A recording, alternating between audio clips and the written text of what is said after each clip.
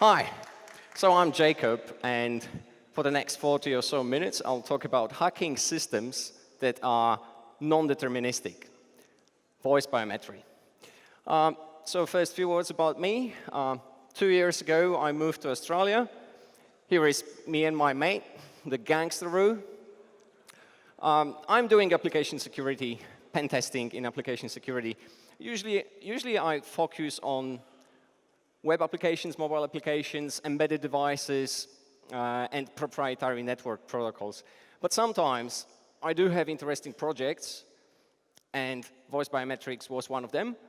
A project totally different from what I've been doing for most of my professional career, so that's why I want to share it with you.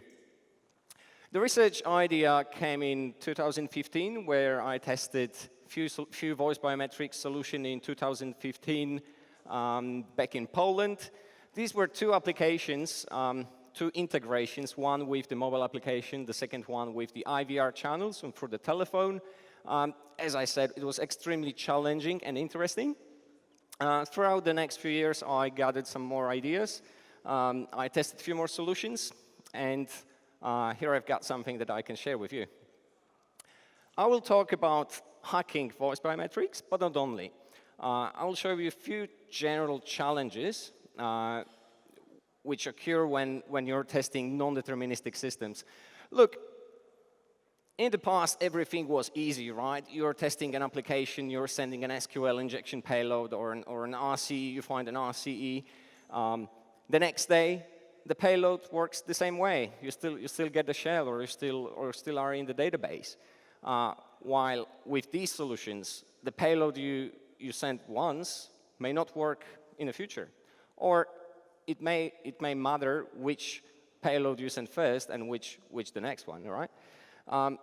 So this presentation is also about systematic approach to test voice biometrics in quite a limited time, as this was a pen testing project and it was time boxed. And just for the reference, I'm not saying that voice biometrics is a bad idea. I'm not saying it's a good idea either. All right, so we have an authentication problem. The pins can be shoulder set, the passwords can be cracked, RSA tokens can be stolen or compromised, SMSs can be intercepted. So the vendors, the authentication vendors, came with an idea to authenticate you with something you are. The problem is that something that you know, it can be leaked. If it's something you have, it can be stolen. What about something you are? Well, it can't be changed. So first few words about biometric patents. Is voice biometrics a new thing? Not really. So there are already 1,000 patents about voice biometrics technology. And even in the Risky Business podcast episode 10 in 2007, it was already mentioned as something being implemented already in the corporations.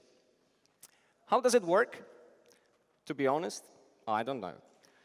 It was a black box pen test, so what I know about this system is that there is an enrollment phase. You have to say the phrase, say, "My voice is my password," 3 times.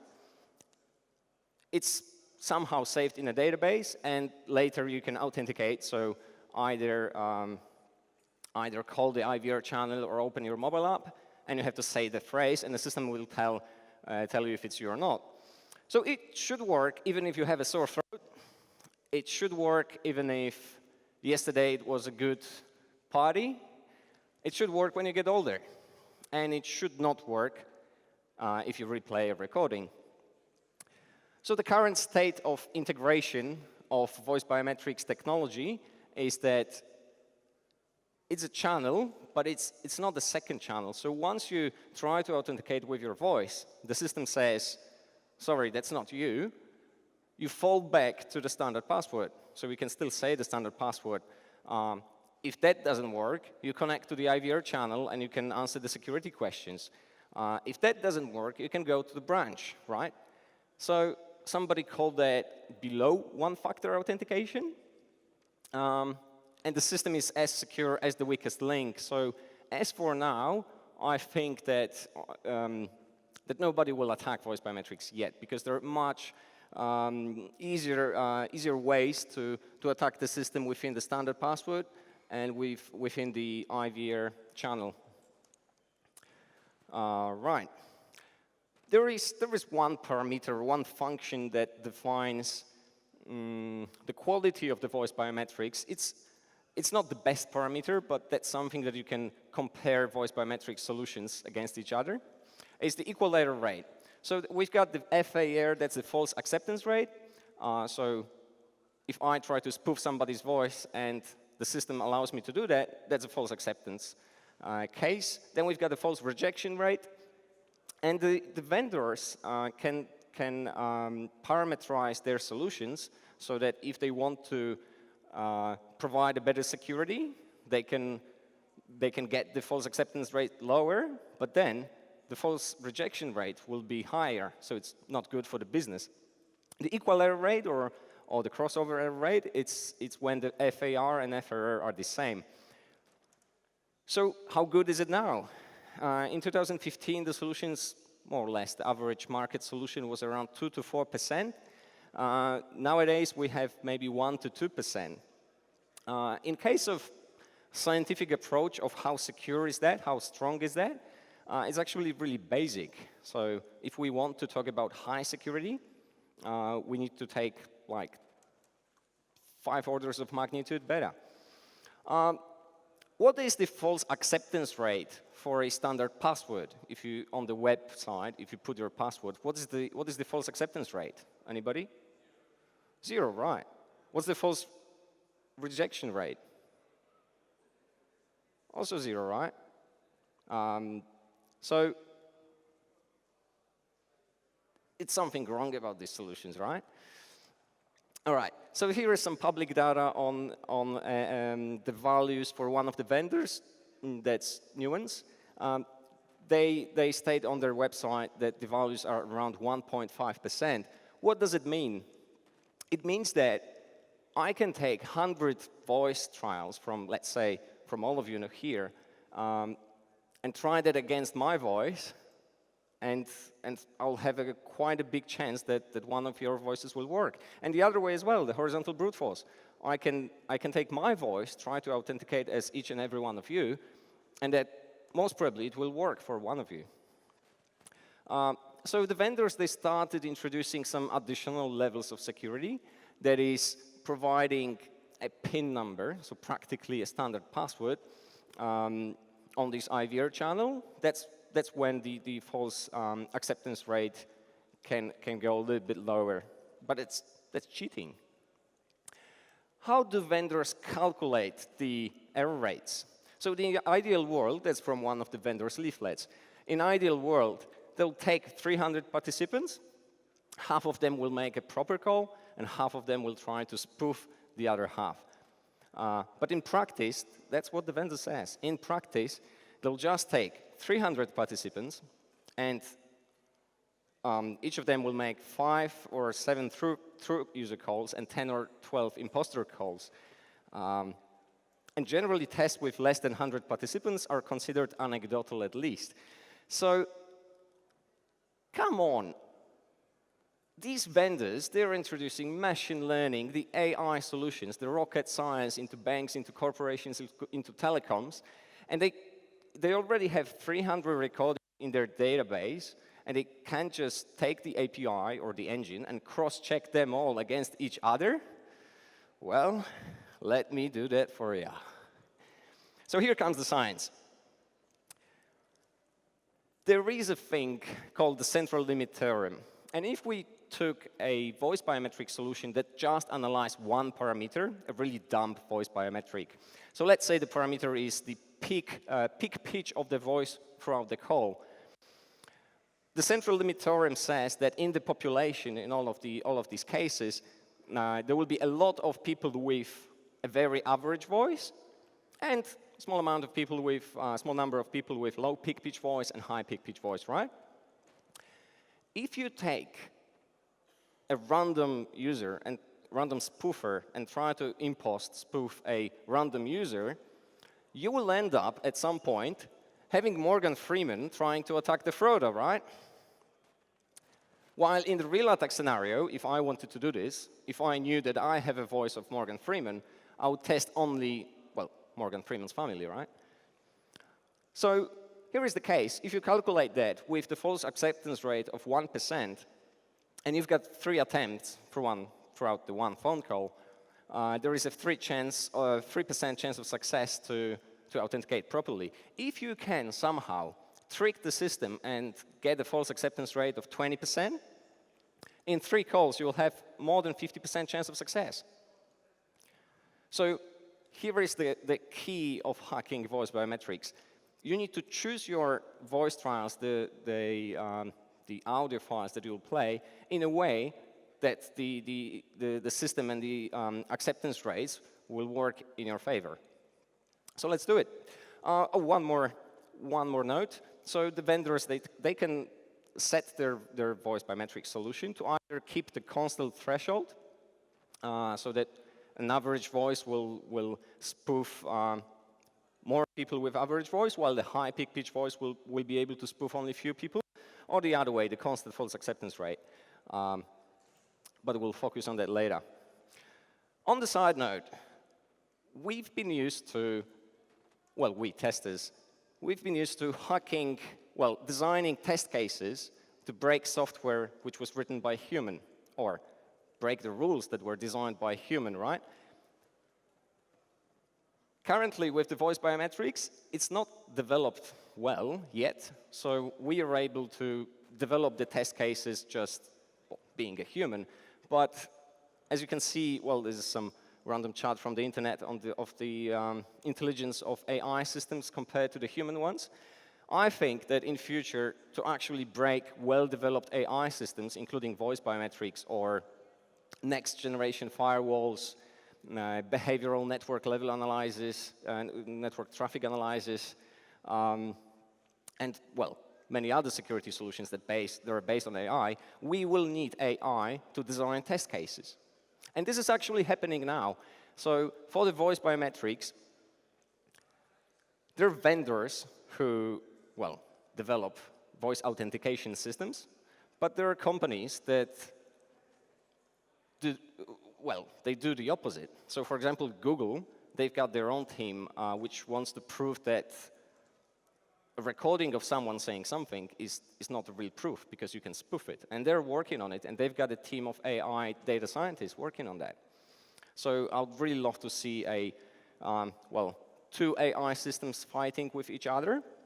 As for this presentation, I'll show some really simple tricks that allow to design the test cases in a way that you don't need an AI.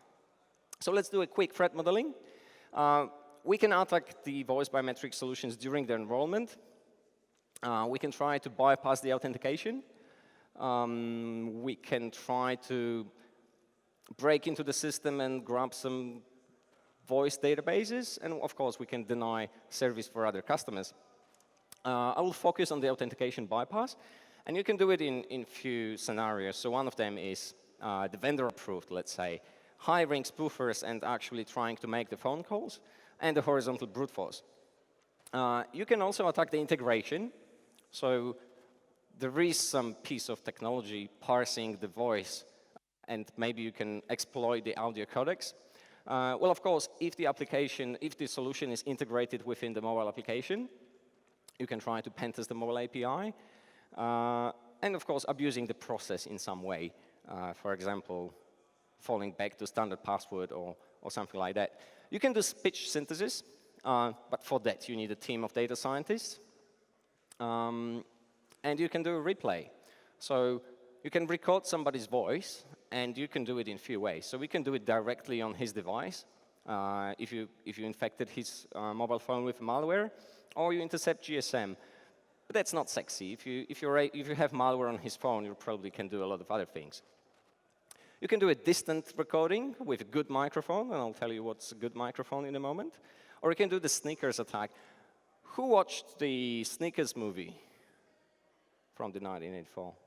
Now, there is a film during which a guy, he has a recording of somebody saying some random sentences, He just cut a few words from these sentences and formed the sentence that actually is the phrase for the voice biometric system. It was in a movie from like 30 years ago.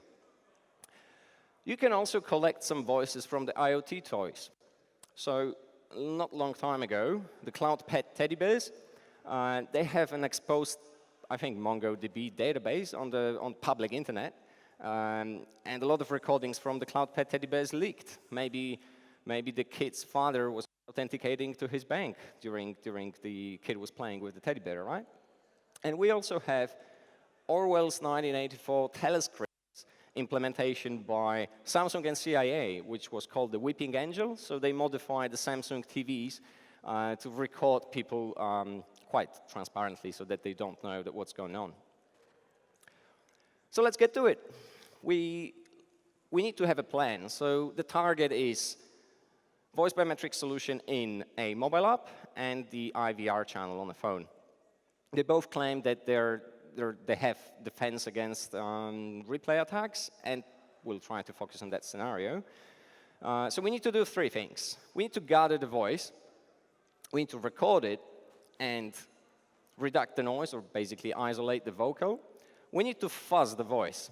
So we need to modify the audio files in some way and identify the thresholds for biometry or for replay detection. Then we need to do the actual impersonation. So we need to automate the requests and in some way gather the responses to make some reasoning out of it. How good is a good microphone? Well, here we've got some prices of the tools. Some of them I use them for this research. So the initial research was done with a Nexus 5 and Sony ECM. This standard journalist microphone actually provided one of the best results. You can grab some cheap Aldi microphone. This Rode video mic also gave some good results. But most of them, they were not able to capture voice from more than 5 or 10 meters. If you need more, you can buy more expensive stuff or actually rent it. So here are the prices. That's Australian dollars per day. This one is particularly interesting. So this is a telescope mic used by teams at the football matches. So they want to record the voice, what the players are shouting, right? This is supposed to capture the voice from 50 meters. Right, so we need a directional microphone, right? If I'm in a cafe, I want to just spot the voice from one person. So this Aldi microphone for $15. It's omnidirectional. It will work in all directions. But if you take off the cap, it works quite well within one direction. OK, so we need to record the voice and isolate the vocal. We recorded this in a medium loud environment. So it was a cafe from 5 meters with a cheap microphone. And we did a few tricks. So in other city standard filters like vocal isolation, that won't work. But few other worked quite well. So the noise reduction, high and low pass filter to isolate the best frequencies for the voice, some amplification, adding the legit noise. And once you sort out the actual parameters, this will be two recordings. One will be without vocal isolation, and the second with one.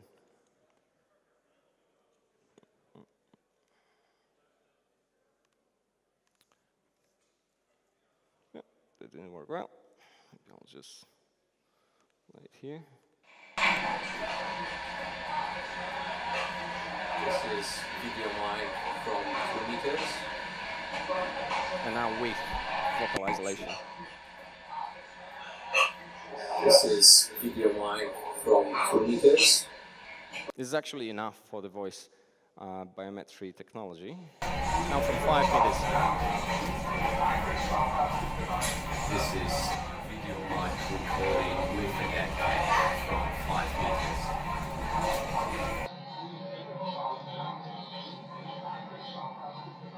This is video mic recording with a deck from 5 meters. All right. Sorry for that voice. Oh, no.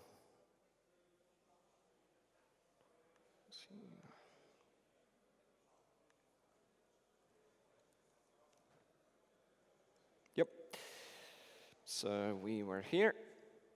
So some of the vendors will call this attack cooperative because in a cafe, some normal person will spot you. Well, I don't believe that. So some solutions rely on noise. I'll tell about it in a moment. So that's why we add some legit noise to the isolated vocal. And some IVRs can actually detect noise change during the voice authentication versus the whole call. So if you call the voice biometric endpoint, you're silent during the whole call, but suddenly you turn your player and you play the recording, and there will be some ambient noise there. It will detect it as a spoofing attack. So, right. So we isolated the vocal. Now we need to fuzz it. But like, how to fuzz the voice? Well, first, few things about the thresholds. So there is an original recording, which is a sound wave. There is some threshold. If you modify that sound wave a little bit, it will be detected as a replay attack. Well, a little bit more, that will be perfect. It means that it was you. This is the biometric threshold. Then there is the edge case where the small modification will actually make the system not know whether it was a true call or not. So usually the system will ask you to repeat. And of course, all of the other modifications will end up in the incorrect set. So for fuzzing the voice, I use the SOX package in the standard Linux environment. I observed that linear functions should apply the replay detection, but not spectrum and not the biometric. So I'll be able to still get into the system, but I will bypass the replay attack detection. So I came up with just a few parameters. Usually the voice biometric solutions, they're calculating the voice based on 20 parameters. Well, I'll use just 5. So different level of noise reduction, pitch levels, speed levels, some random pauses between each word, and some background noise. And I'll play you Authentication. My voice is my password. Authentication. My voice is my password. Play it louder. Authentication.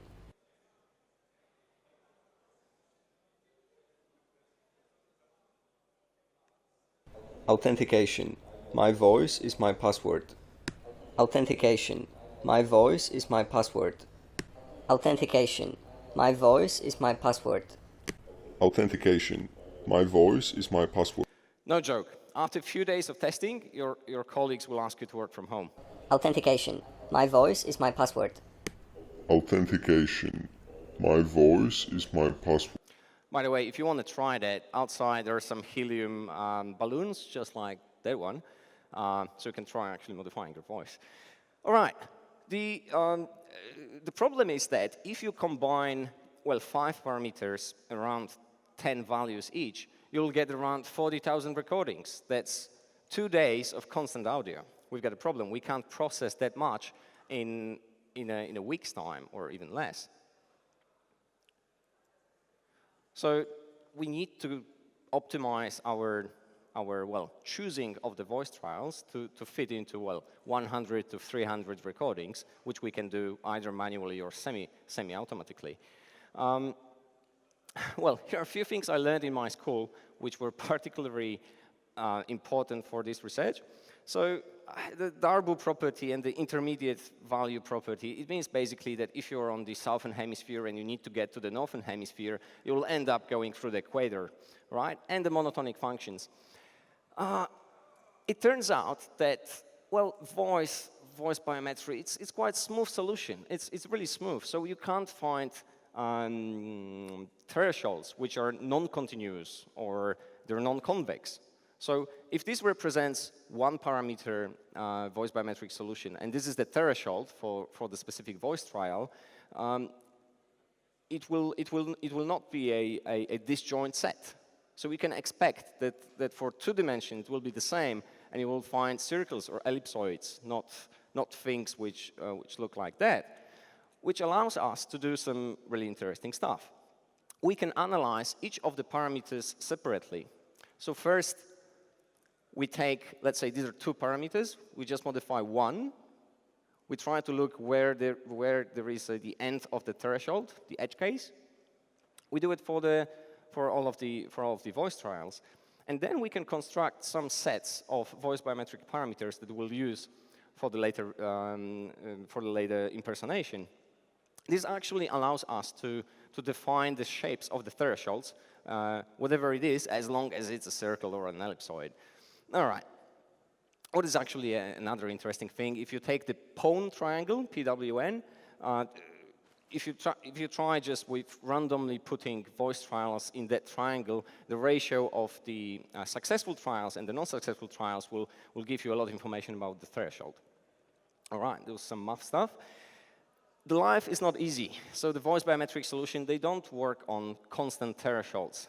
The threshold can, well, it's not just one parameter. It's one parameter across the whole audio, which lasts for 5 or 10 seconds.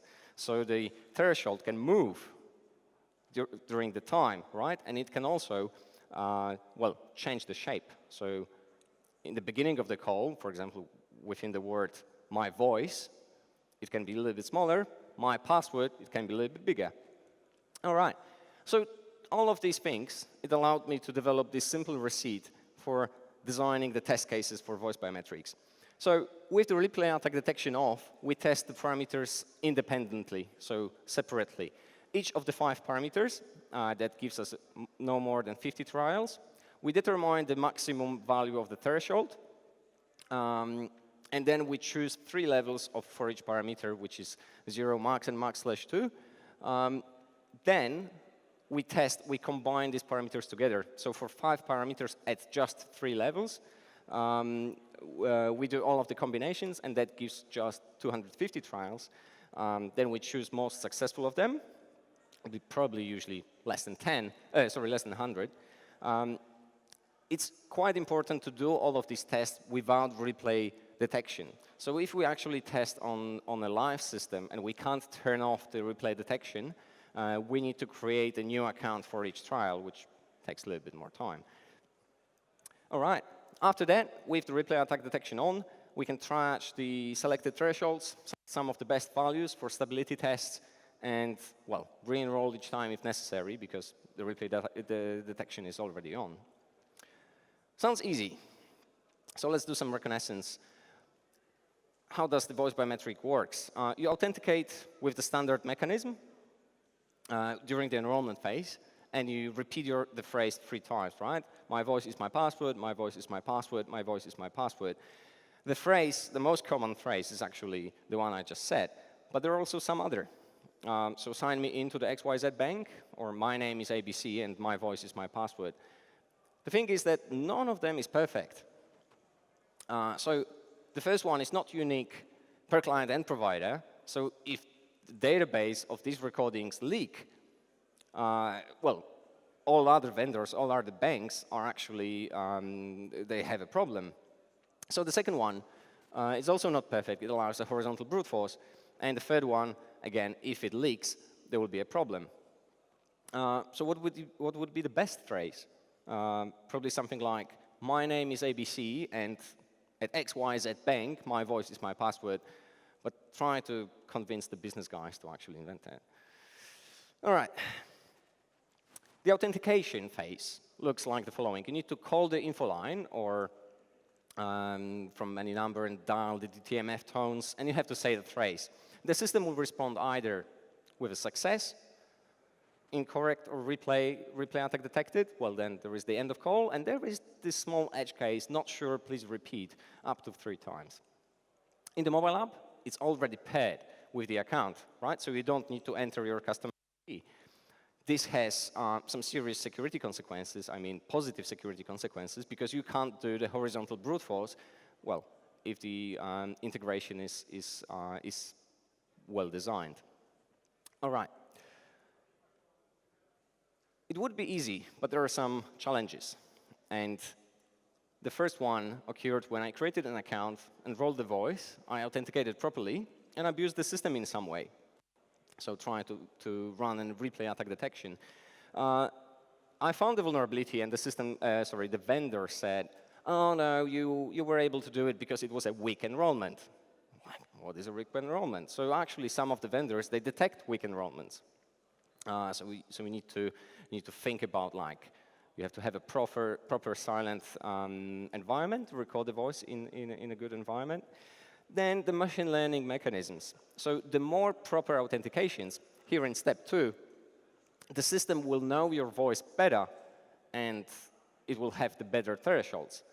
So if you're doing a quick pen test in a week's time, the vendor can just say, oh, our customers usually, they usually use the solution each day for 5 times a day, so this won't be the case for majority of our customers.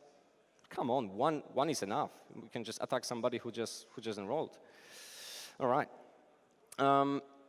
So yeah, try to repeat the whole attack vector many times, and for multiple, with multiple authentications in between. Next challenge. You create an account and enroll your voice with some voice. Now you create a second account, but you try to use the same voice. The question is it even possible?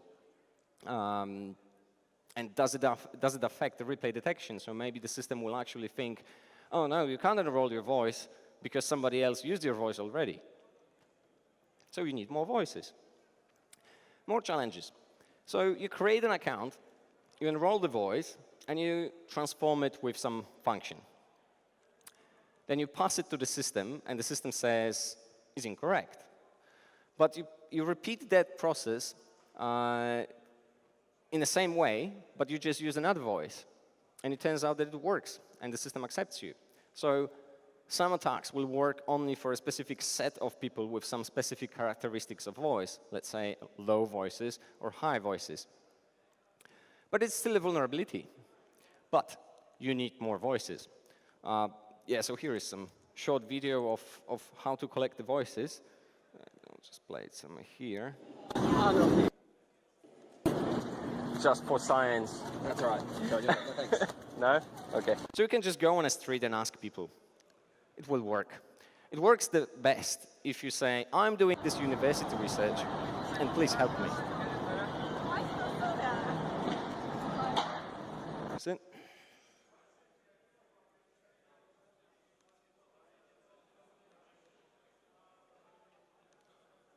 All right, that video is not perfect, but anyways, in 2 hours, you can collect 100 voices, which is more than enough to unlock this solution. All right, even more challenges. You create an account, you enroll the voice and record it. Then you transform it with some light function. By light and strong function, I mean, you change the pitch by 10% and 30%. You pass the small modification to the system, and the system thinks the replay, it is a replay attack. Then you send a strong modification, and it's also a replay, because the system stores the first recording. Now, if you run the test in the other order, so if you first send the strong function, it will actually work, and you will be able to spoof the voice. So previous authentication affect the future ones, and that's why I was talking about turning off the replay attack detection during the first set of tests, the learning mode. Now the challenge or a process weakness. So you create an account, you enroll the voice, you transform it with some function. Then you pass it to the system says, we are unsure, please repeat. You do it the second time, the same recording without any modification, well, with this one modification. The system says, unsure, please repeat. But if you do it the third time, the system says, all right, we can allow you to do it. So in the third step, in the third, attempt, the system lowered the thresholds just to help the business false rejection rate, so that not to piss off the clients. And it can happen that the thresholds will be changed within one call. So in some solutions, it's worth to send some crap in the first 2 attempts and then send the real payload in the third attempt. Right? The last challenge. You create an account, you enroll the voice, then you transform it with a small and big functions. Right? You pass the big modification to the system, it's a success. Then you pass a small modification many times, always a failure. But then you try to send the big modification, and the system says it's an incorrect attempt, but it's not a replay. What can happen is that different thresholds, the system may simply detect that something wrong is going on. If it's receiving a lot of spoofed calls, the thresholds may be just lowered, or actually high, getting them a little bit higher. If a brute force attack is attempted on a system. All right. So the hint is to identify the thresholds on mule accounts or on different accounts and attack only after you identify the thresholds. All right, I lied. This is the last challenge. You create an account, you enroll the voice, you pass the recording, it's all good. You modify the vocal, but the noise stays the same. And you pass it to the system, and the system says the replay is detected. So what happened is that some solutions, they include the noise in the biometric analysis of whether it's your voice or not. So even if it is you and you're not playing it from the recording, if the noise is exactly the same as it used to be in the previous recording, it will be a replay. So we need to generate a new noise for each trial. The aftermath, after a week of modifying my voice is my password, more or less a stable replay attack detection bypass in a more or less a standard environment. So this was recorded in a cafe from 5 meters. Thresholds were set to normal, so it was both acceptable by the business and it was, well, quite secure. The process was hacked, so the modification sent in the last step was, well, it played a huge role, but it was not the only attack vector. The tests were gray box, so it required turning off during the identifying threshold phase, but that's not a big deal. If you can create like hundreds of accounts, you'll probably get through even without turning off the replay attack detection. And there was no IDS, so we had a lot of mule accounts for testing, and thresholds was not increasing, right? Well, there are some limitations. The interesting part is how we did the impersonation phase. So we need to automate the requests and gather the responses. So I use a basic setup with Skype for Pi. It's just a Python client for connecting to Skype API. It's not perfect, but it's working. Max 1 connection per a time. This was quite a big restriction. But it was easy to integrate, and it actually generated its own noise. So this helped a lot as well. But any other voice over IP solution will work. You can also do a trick with playing the recordings from the mobile application using a jack cable and reprogramming the audio input and output. Then you need to relay the audio input and output. That was quite easy. So the spoofer was in Bash and Python, and with Pavu control, I turned off the physical microphone. The audio output from the recordings I played was transferred to the Skype audio input. The Skype audio output was transferred into the microphone so that it gets back to the phone line. And then, well, a play will talk to Skype, and a record will collect from Skype. We need to dial into the IVR mode and the IVR user. So we need to use the DTMF tones. That's quite easy. You just play some proper wavelengths through SOCs. And then the response gathering. So it's perfect if you have an API access, if you're testing a mobile app. But within the phone tests, you don't have it. So we can do some free speech recognition, like Pocket Sphinx, but it will work only in English. You can do, well, Google Cloud Speech or Amazon Alexa. But you can do, gather the response and just analyze the length of the response. So if the system says it's authentication rejected, it will last for around 2 seconds, right? The other one will last for 3 seconds. So we can do a few tricks in SOCs. Just cut the noise at some level. Here is 14%. Pass it to some scripts, and you've got the response. So the aftermath and the end-up process was that we take the next voice print that we generated, we call the number, dial DTMF tones to get to the menu, play the voice print, Then we collect a response. Based on that, we decide whether to play it again or just end the call and analyze it and add it to the results. It's good to ask the provider, the vendor, for recordings on the provider's side, simply because something may not work in your scripts, and you can be passing some crap, and you won't know why it's not working. So that's good to do. All right, last few ideas about hacking the integration within the mobile apps. So in one of these solutions, the post request, well, the voice was sent in a post request, so here was some WAV file contents, and there was a parameter in the same request, f, being 44,100. So, well, it's easy to guess what's that. It was a frequency. What happened if you change this frequency to 1? The system will try to, I don't know, extract the audio with the same limit of the file, but it will try to generate a file which is 44,000 longer, and will DOS the system. So often, Biometrics is actually implemented as a separate box. It's just a box that is sold by the vendor and put in somewhere in between the IVR channel and the banking system. The web and IVR mobile code is often a third party. So the telecoms, the banks, the corporations, they don't they don't have a control of software and of the libraries inside the mobile applications. All right, the HTTPS requests may have another endpoint. So another, well, a separate man-in-the-middle test can be useful just for the voice recording function, not just for the whole application, which is connected to the bank, but to the vendor. And the voice authenticated sessions should be distinguished from the standard ones. Why? For the fraud detection. So if some attack happens on the voice authenticated session, it may be useful to just, I don't know, maybe not turn off the whole voice biometry, but allow users to make transfers only to the trusted beneficiaries and not to everybody, for example. All right. So the summary. I always say a pentest without the threat model is bug bounty hunting.